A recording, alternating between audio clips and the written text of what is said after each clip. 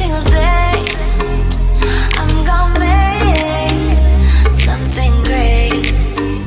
That's my way.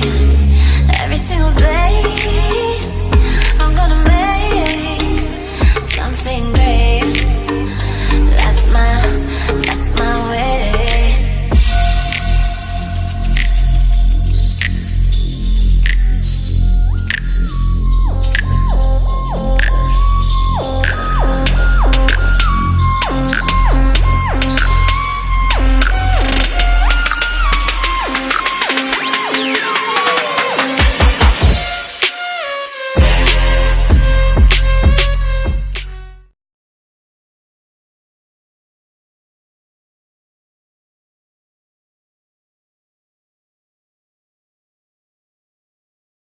And actually, she's the program manager of CDO Bytes USTP. So, please help me welcome your trainer for this DigitalJobsPH training, Ms. Rhea Suzanne Magdisen. Grabe. Nakasalamat ito. Dagan salamat, DICT. Uy, ko ba na? Yes. Nakasnaps ba yan? In fairness, let's give due justice. So, this will now be the meat of this launching. But it will not be a scary fortress for our scholars, okay? So I changed the commandments in the highlights from 8 to become 10, but it will be the responsibility of the two trainees who will give their own expectations to add the 9th and the 10th commandment. Okay ba? So again, I am more than happy and thankful that I'm finally here. Yes, because last year I was supposed to be part of this one. However, with major commitments in USTP, I was unable to commit given the timeline. So the highlight will be, I just want to keep in touch with everybody and with SMEs. So I'll talk a little about myself, if that's okay. And then further appreciating what rural impact sourcing is, and the timeline, which was already discussed by Ma'am Maki, and what are the commandments that I'm going to set that hopefully everyone will comply.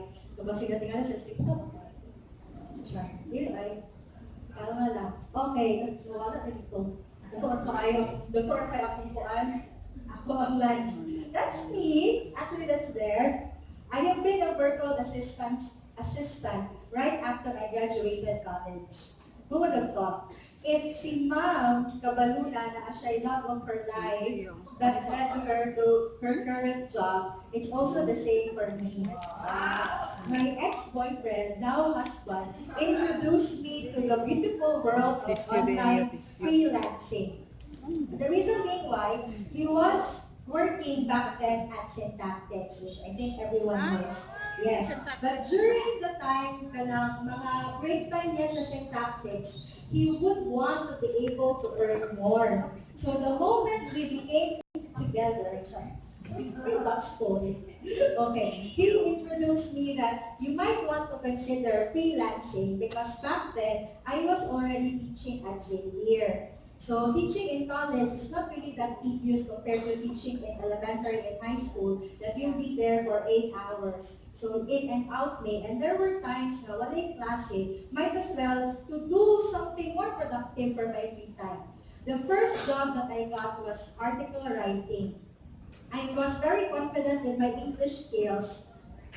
So I became a freelancer in article writing. My first client that I got way back in 2007 was Leanne, and she's from the US, specifically in New Jersey. I was managing her business, teachersbusiness.com. How apt for me because I was a teacher and she is looking into helping teachers in the US become businessmen and women.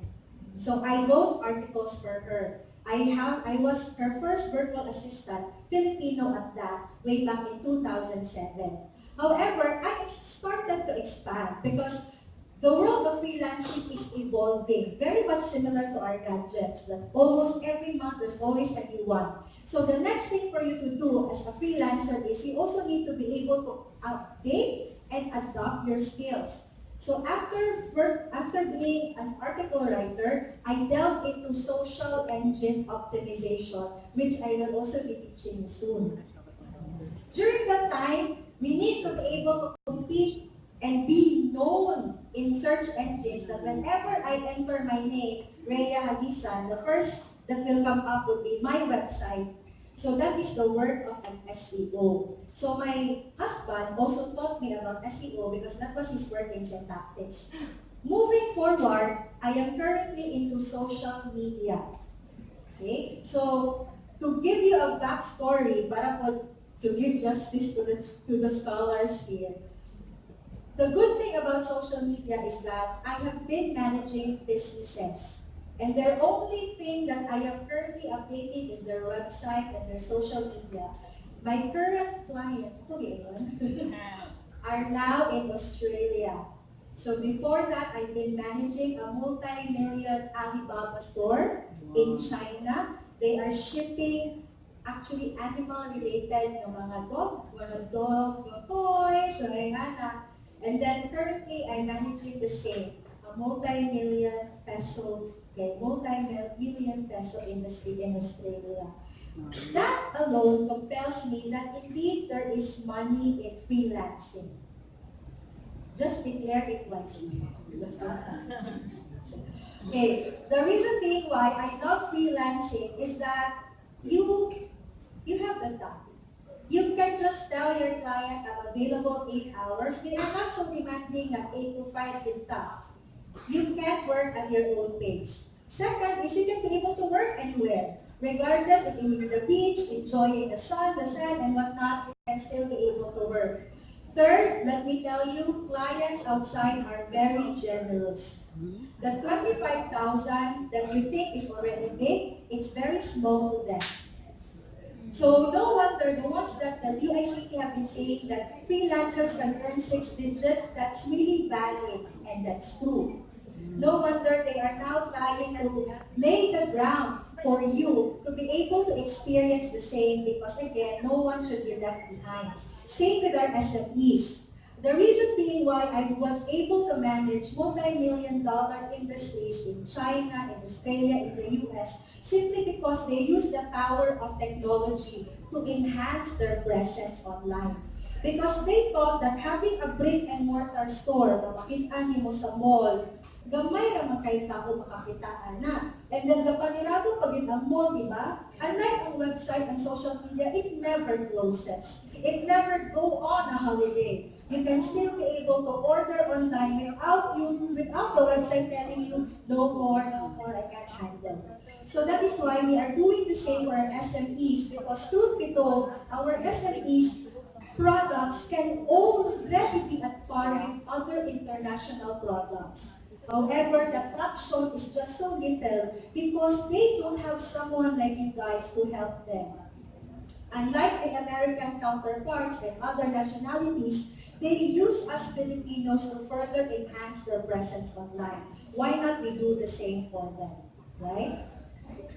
That is why Rural Impact Sourcing is here to promote and develop online freelancing. So magiging OFW na po tayong lahat.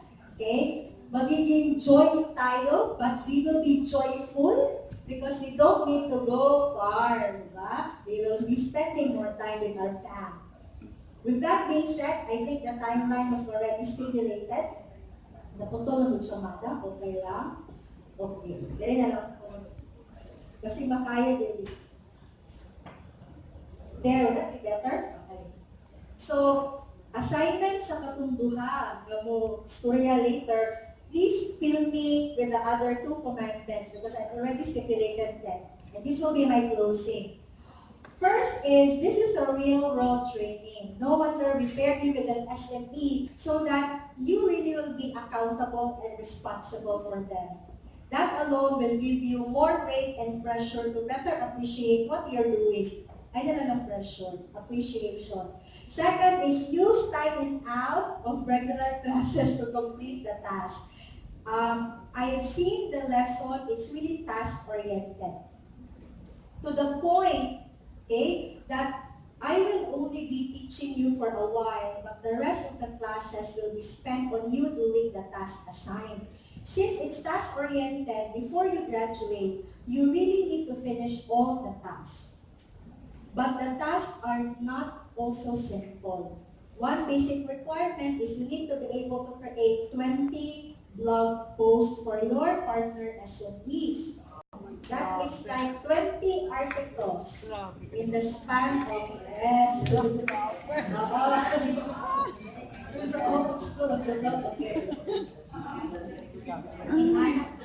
Ayaw lang mo para class. Okay. Murag sila ka dinamay ba? Demanding lang sa but the thing is, this is not only because you are in Cagayan de Oro, but the same task are also implemented nationwide because we're using a centralized curriculum. Okay? So, hindi ingon na unfair, basta nagdabaw na pari-pariho na kita natin. Nasa Manila lahat. Okay? Number 3, be resourceful. Yes, use Google. I know. Yes. Search engine. I am there to help, but we will be helping together because in some instances, my physical presence won't be there. What if, for example, after a training, pag ulit sa inyong balay, you thought of something and I'm no longer there, the best. Okay? But we will have a Facebook group, us, so that should there be questions, you can just ask it there, and perhaps other trainees and scholars can answer, and we can be able to validate together. Okay? Next is, as stated, focus on our goal. Like, what was your passion? Like, why are you here? Bakit ikaw? Bakit ako? Why me? Bakit ka nandito? Bumubog siya. Hindi ay.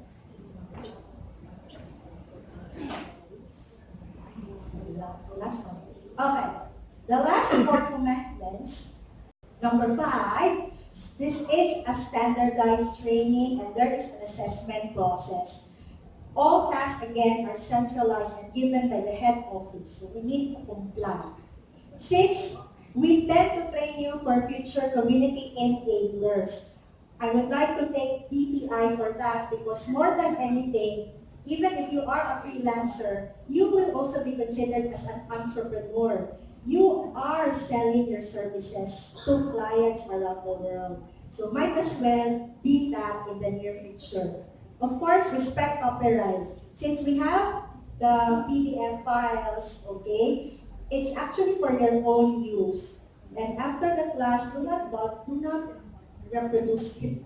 Okay, and have your own class. Okay, kasi ko karagay, kasi sila ka okay. Sige, click lang po that to the line, ha? Okay. And of course, I want everyone to enjoy the class. It might be very tedious, but I would want to see my scholars that whenever they come in the door, the moment, the first thing I see would be their very beautiful smile.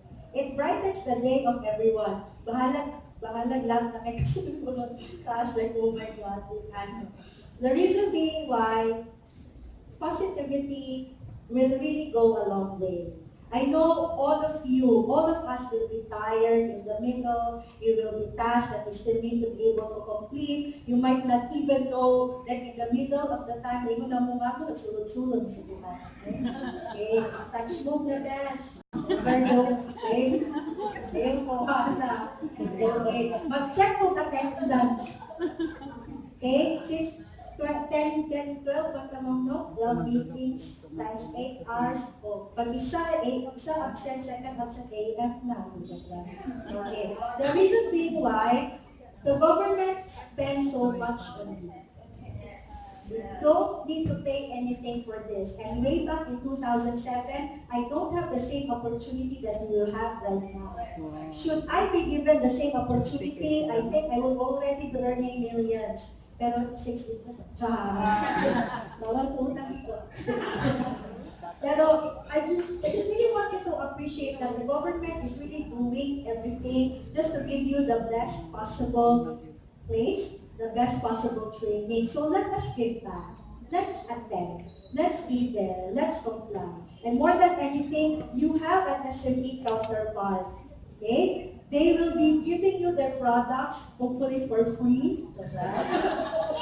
Para you also get experience. Gusto ka nag-vlog sa usa ka baking area o katinaw ba? Okay, so nata katinaw ba sa ito? No problem. Para mag-vlog you the beauty of empanada. Wow. Diba? Okay. The moment I was able to smell, I know that this is ating empanada.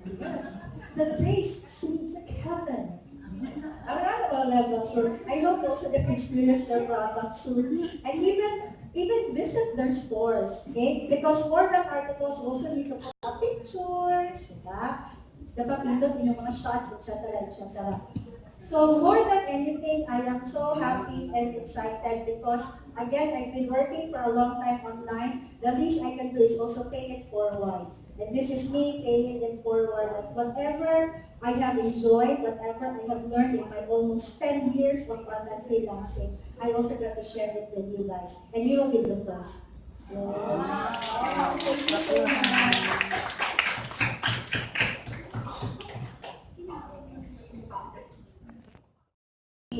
A senior high school teacher in Tabuan Community College, and I decided to switch career from education to online freelancing because I really see a lot of advantages.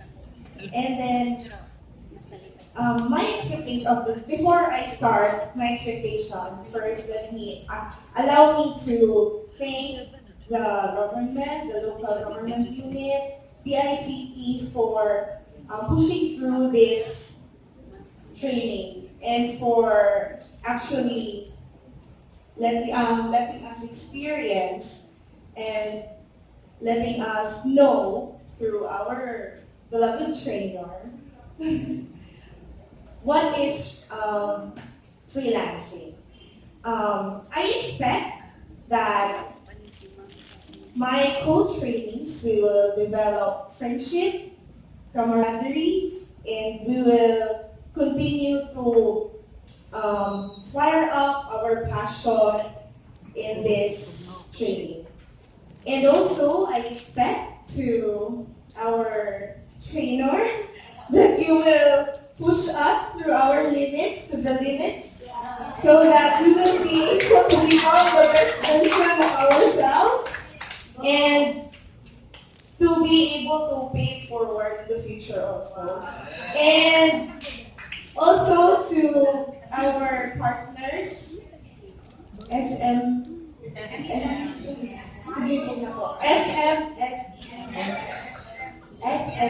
okay. SMEs, okay. I expect that we will work together in becoming known not only in the Philippines but worldwide with our own products, and that we will be able to enhance economic growth here in the Philippines and change our lives positively individually. Thank you so much. Thank you very much, Ms. Caroline. Now let's hear from Mr. Adayo. Good afternoon, my hapon sa tanan. First of all, I would like also to say my thanks to all the stakeholders for assembling this kind of training. By the way, I would also like to disclose that I'm a PWD. I've been suffering from a brain disorder that maglisod ko work in an office-based setting. So I would like to thank DICT for empowering the disadvantaged sectors like the PWD sectors, and as what ma'am have told earlier, katong mga rebel returnees, they are capacitating them so they can also improve their quality of lives and maintain a livelihood.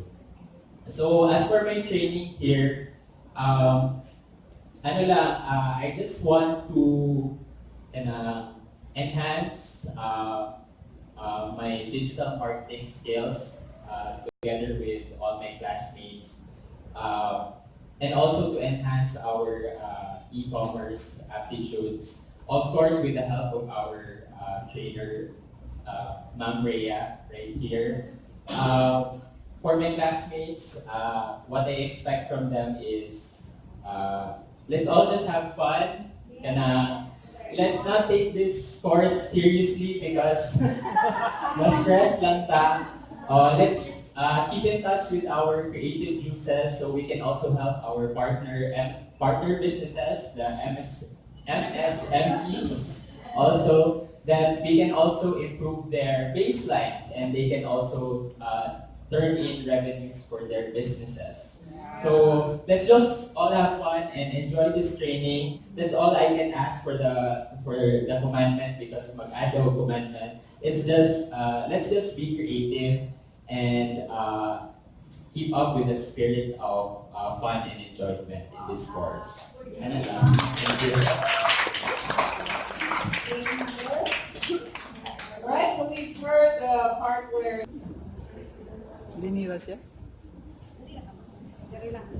Stay here, no? May hapon sa tanan.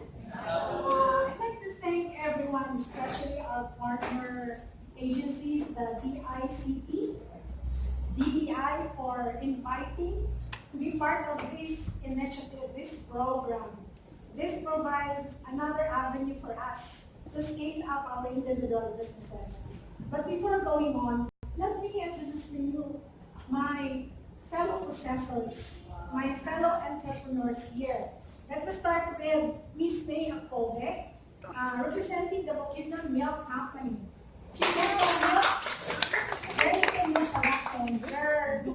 Their farm is in San Miguel, Bukidnon. Another entrepreneur here, we have Miss Ao Pobito, Koy Selection. Another one, here, actually, it's a company, pero kambal ko, the mom and daughter tandem. We have here si Shane and we have here Mom Emma of Dream Patisserie. There we do cakes and pastries as a local concept. Another one representing Spurs. Of course, you know what is Spurs all about. They're into meat processing. Myself. I'm into cakes, pastries, into pasalubong treats.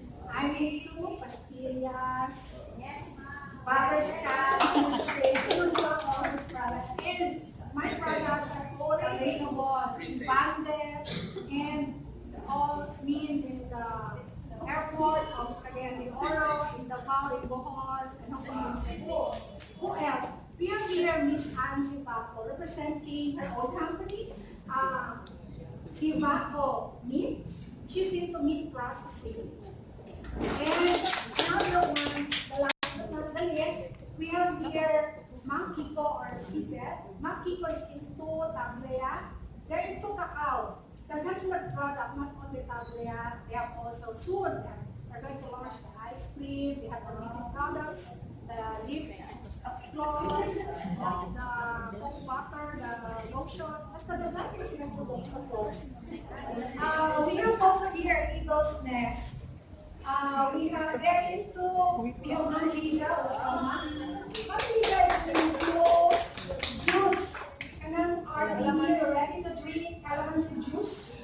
And Ma'am is like concentrated calamansi.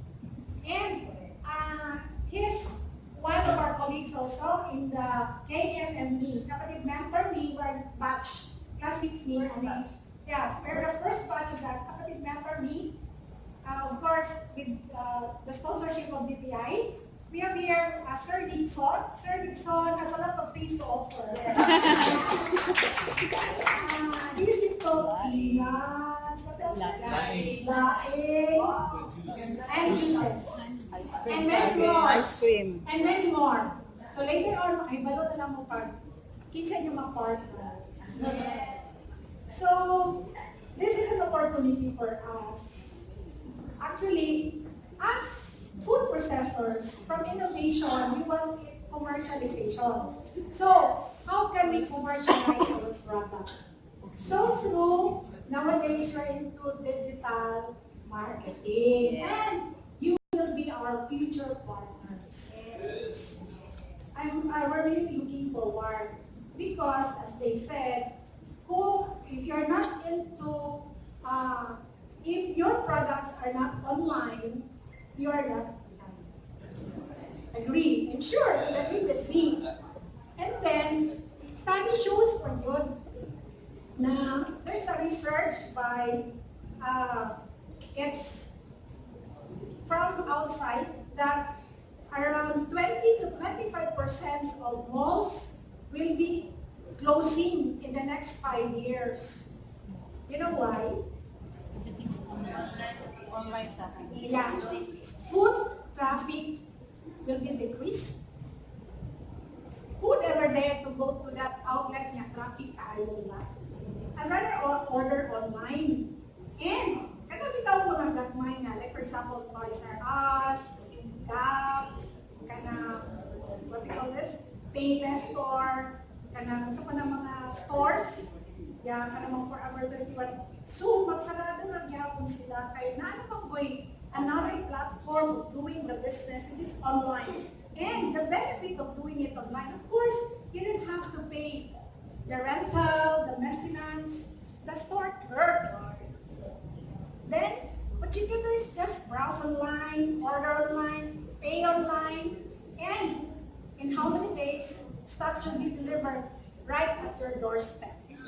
See?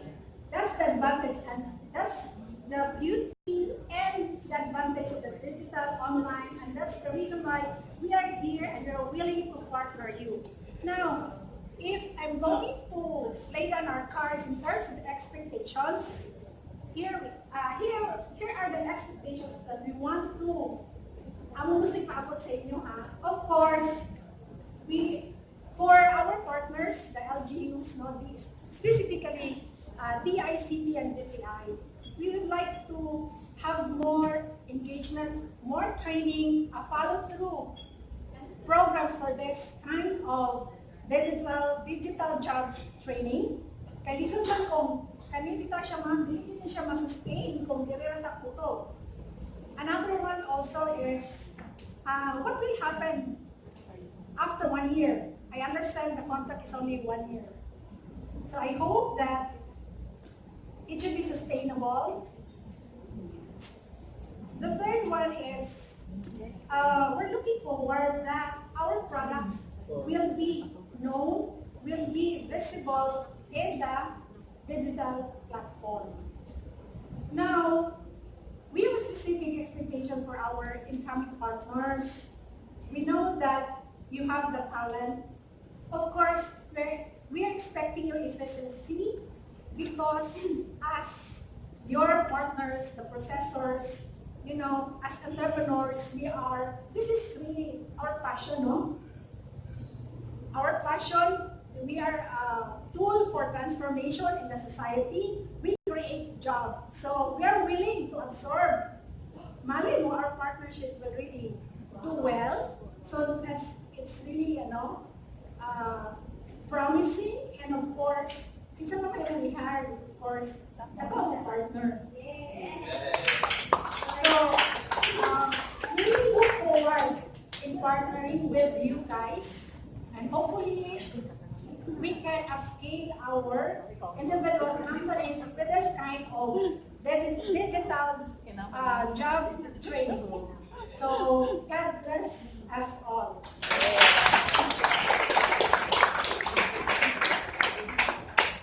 Thank you very much, and the next one to give Ms. And thank you so much sa lahat ng stakeholders of this program. I think parang nasabi na ni Ms. Nanette, halos lahat gusto ko yung sige. But let me just give you a little bit of background about myself. My story is a little bit similar to the story of your trainer, Ms. Reyes. I've been doing my virtual assistance business since 2008 naman ako because I retired actually from GSIS December 2017. And then by January, walang pahinga eh. Diretso, someone from the US already hired me. And since then, until now, yun na yung ginagawa ko. And it's true what they say, it's not CEO, director, na you can really earn like 6 figures, even more. Wow. Actually, nakapagpatayo ako ng bahay sa Alabang, Manila. 3-bedroom, 2-car garage townhouse because of my earnings from this business. Other small businesses, online businesses on the side. And it's also actually the reason bakit nakapag-paset kami ng farm right now in Claveria, Tuscan Islands. And we've started processing mushroom products. Bago pa lang. Like, nag-beta testing kami last year, pumatok siya. Then, just last month, August, nag-full blow na kami, kaya hindi pa kami part ng grupo ni Miss Lynette. Because sobrang bago pa lang yung aming musika, mushroom seed garlic paste. Kaanan ko nung hospital ko si Hans Villanueva sa PBLS, yung 3-month program na BPI. Sabi ko nga sa kanya hindi ko alam sa kanya kasi I have a 3-year-old. Yes. Ay, hindi po yung chips, hindi namin siya tinuloy because ang dami ng market. So it's the mushroom seed garlic paste. And pinakabago yung mushroom polvoron na in my humble opinion, mas masarap kesa polvoron. Pero ang difference ko lang with Miss Rhea is I'm an extremely introverted person. Nasa totoo lang po. After more than a decade, I think this is the first time that I'm once again talking to a small group of people. So medyo I prepared a little expectation speeches about blocking ko masabi. So babasahin ko na lang. And yun, ito yung magiging expectation apart from what Ms. Nanette already said. So it's true that we are now living in this in this digital age where information, communications, and technology collide talaga. Diba? To help bring about a better world for all of us. So do you agree with me? Kaya nga kayo nandito. Diba? Like sa akin, ICT talaga ang bumungay sa akin, sa pamilya ko. We don't want to be left behind like what somebody said. We want to be always in the know of the latest happenings, the latest trends, particularly on how businesses are built and grown in order to serve the needs of our various markets. Kasi like kami, kahit pare-pareho kami food processors, iba-iba rin yung market na sinaserve namin. So through further learnings and applications of ICT-related strategies like social media, digital online marketing, etc., which this program will help bring to the surface, it is my hope and expectation that all stakeholders of this program, the scholars, the trainer, the focal persons, the partner MSMEs, we can have a competitive edge among our peers, and even among our competition. We can have, and in time, we can also compete in the bigger markets. Kasi right now, we are just micro, small, medium enterprises, MSMEs. Hopefully, because of this program, di ba, maging global na kami, who knows, through the help of the scholars and their trainer and the ICT and DI. On a larger scale, our country wants to be amongst the most developed information societies in the Asia-Pacific region as we leverage upon ICTs to improve the quality of life of our citizens and contribute steadily to its economic growth. Through this program, the Digital Jobs PH training, it's like tapping the potential energy of the very bottom of the food chain and turning that potential energy into something kinetic, into something tangible, into something useful for all of us, for all of our successes. And in the long run, we can all thrive for the long haul talaga. Hindi po this year lang, next year, 2 years, after nung bagsak negosyo na. Sana it will continue to grow, panghabang buhay, para then we can also provide better future for the next generation. Be able to give them jobs as well, like what we are doing right now. So having said this, I expect everyone, especially you, our dear scholars, to work hard and to work smart. What do I mean by this? Like yung sinasabi nila, be focused, Be motivated. Be self-driven. Know your why. Why are you here? Are you doing this for yourself lang? To help your family thrive? For our country, for our country's future? Ano ba talaga yung reason nyo behind it? Because that's what will propel you to succeed. Hindi para pumasa lang. Pagka-graduate, ay, ayaw ko na, iba naman. Dapat kasi you know the reason why you are here. Kasi yung pangkakawagan nyo, hanggang sa dulo, hanggang sa marating yun yung pagkakaroon ng success niyo. So once you know your reason for doing this, then use all the resources you have, all the resources in your hands to further and improve your knowledge in ICT so that you'll be able to develop the necessary skills that will help bring about success, not just for us, for your partner MSMEs, but for your own personal, professional success. Because then, when you are already successful, you can contribute in the field of ICT, in the field of business and marketing as a whole to help lift the Philippine economy and economy na rin of the world since globalized tayo. So yun lang, good luck to everyone and let's make this program count. Thank you.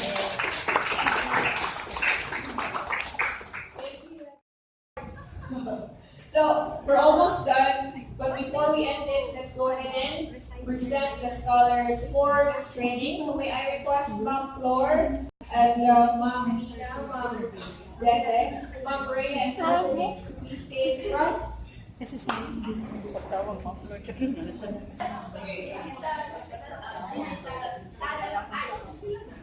practice, 1, 2, 3, go.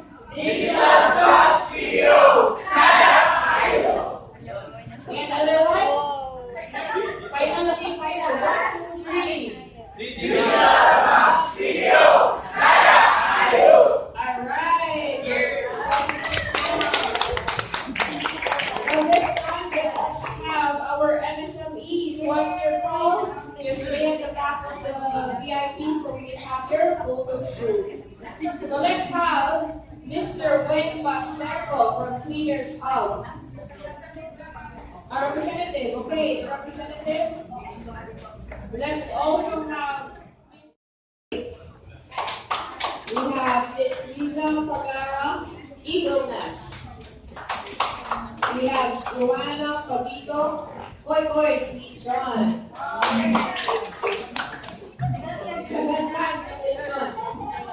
We have Mercedes Villa Slurs. We also have Elaine Luna, Tiva Unas Preserve. We have Miss Anne, Sivaco Meat. Miss Marley, A.M. Noble. Nubli. We have Siva, Dr. Sandy Sia. We have Catherine Monday Treats. And we also have Shane Angeles, Dream. Patisserie. Alright, good. Scholars, these are your partner MSMEs.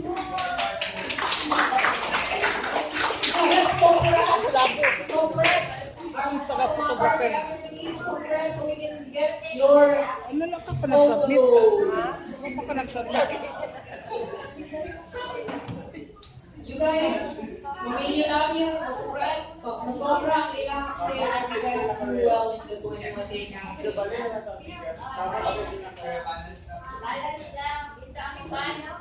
Oh yes, the bukit ng milk. We also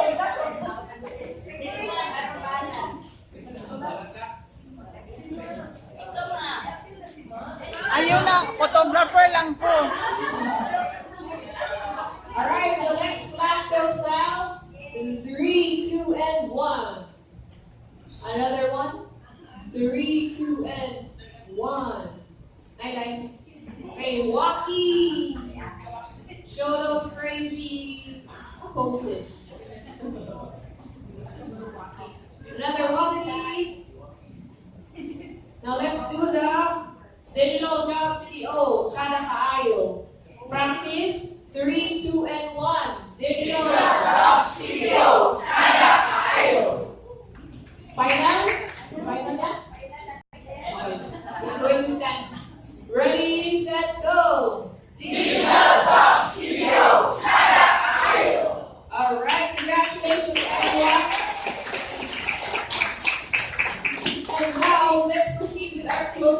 remarks. Let me call on Mr. Ray Basante. Mr. Ray Basante, who are closing remarks. Training will be a very successful event. This is a very historical first in Cagayan also. We have this right now to complete the training. So, good luck and see you for 2 months. Okay? Okay, 2 months ba?